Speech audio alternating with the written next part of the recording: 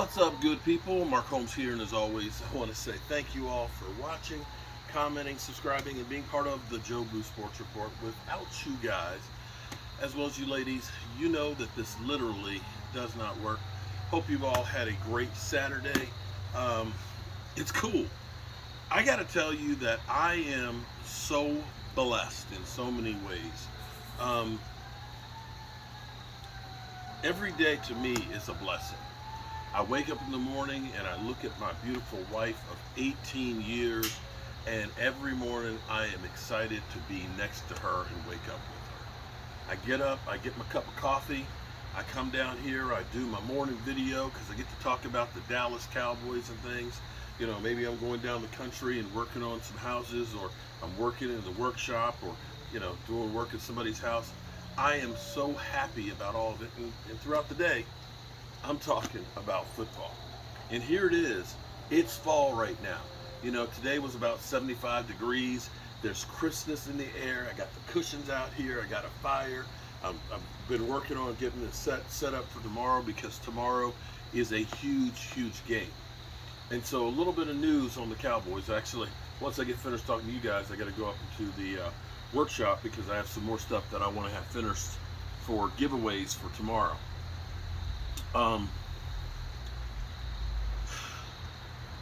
Semi Fiuco and Rico Dattle have been put on injured reserve, so they're gone for a while.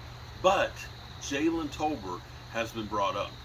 Jalen Tolbert has been brought up, and the word on the street from the Cowboys is he's been doing much better in practice.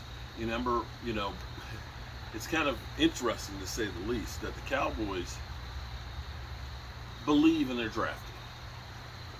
We as Joe the fan, you know, we look at it and say there's already ready-made players right now to go. And we have killed the Cowboys for what they did. You know, we looked at it and said, you know, how can we get rid of Amari Cooper? We're a better team with Amari Cooper. And we see teams like going after Devontae Adams or Tariq Hills and things like that. And as Cowboy fans, it gets to be frustrating when you see all these other teams and you assume that they're going to be great because of it. But the Cowboys have been a team that has been great at finding local talent, great at finding undrafted free agents, great in the draft in finding guys that are playmakers. Over 80% of our team are players that the Cowboys found, not through free agency. But when they have at least gone through free agency in recent history, they found value picks, as Stephen Jones says, that are playing well for us. Donovan Wilson, Jaron Kearse, Malik Hooker, Dante Fowler, Carlos Watkins. These are all guys that we got as, you know, cheap. Linebacker. Boy, I'm having a brain fart. Brian, primetime game time guy. God, from Minnesota. You know what I'm talking about. I'm getting old. You know, I turned 57. I get forgetful. But those guys have actually done well for us, and we actually are getting valuable time from all the above. But looking at wide receiver, you know, we've heard, Odell Beckham. We've heard, get Julio Jones, and so on. As opposed to saying we're going to have a third-round draft pick that's going to come out and play well as a rookie. It doesn't necessarily happen that way.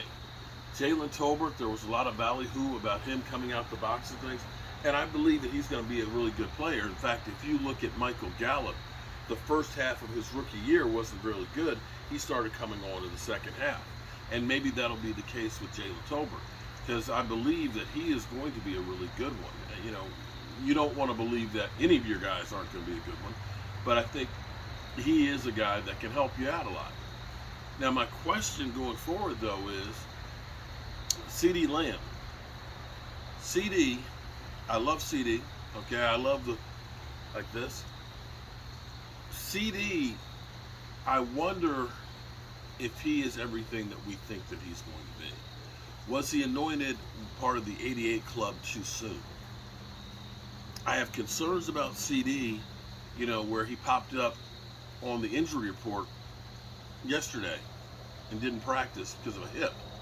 Where'd that come from? I worry about him getting little nicks and things and not being able to be on the field. I worry about the drop passes that he has.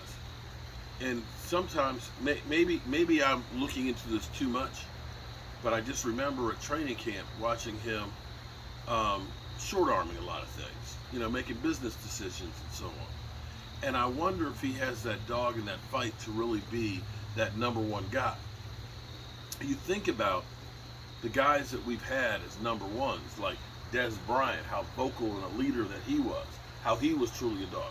You think about Michael Irvin, how Michael Irvin was that guy that would get in people's faces and things and say, give me the damn ball, I'm the playmaker, I'm the reason why we are here to doing what we're doing. And you look at a guy like Drew Pearson, who is still that alpha male today. I have concerns, and I wonder if Ceedee is that guy. Or is Ceedee better off being that number 2 in the slot? I don't know. But I know we got to figure it out before we back up the Brinks truck for him. And this is where you hear some rumors of DJ Moore, who is a veteran. He is not cheap. He's been a player that's had 3 years of over 1,100 yards. He's had 15 TDs. And he's in a bad situation in Carolina. Now, what would it cost? I don't know. But I know Carolina looks at this now after firing the coach in the front office that they know they don't have draft picks because they screwed up on getting Sam Darnold and Baker Mayfield. And they know that they're going to need draft picks and they're going to need cash to try and fix this thing. So the rumors are out there about DJ Moore. And if you added DJ Moore, along with CeeDee Lamb, Michael Gallup, your Jalen Tolberts, your Noah Browns, that could be a good piece. Now, the Cowboys, I don't think that they're going to go for that. I don't think they're going to go for that because they, again, believe in drafting and finding value. But in some regards, you have to look at the Eagles and say, they went out and they got a receiver that's making all the difference in the world in that offense. And that this team, regardless of what happens tomorrow, this team has a defense that you look at and say, yeah, this is a championship defense. With Dak or with Cooper Rush, the question is, do you have enough on the offensive side to make hay when you're playing against those good teams? Right now, and you can say I'm being a Cooper Rush hater, I'm not trying to be a Cooper Rush hater, but there's going to be games that we need to score more than like 21, 22 points. We're going to need to be able to go toe for toe. And whether it's Dak or Cooper Rush, another good weapon down there to throw to is not a bad thing. We'll see if there's anything that happens with that, and so on. I'm going to go up here and get the stuff done in the workshop and relax the rest of the evening. I got to get up in the morning, and I've got a lot to do. I've got got about 4 pounds of ribeye that's hand sliced thin. I've got the meat marinating for our cowboy chili tomorrow. I got 20 pounds of chicken wings that are defrosting right now. And I'll be up early in the morning getting this place alive. I've already gotten the cushions and everything out. I'm going to blow the leaves off before I get out of here. And I'm going to be ready to rock and roll tomorrow.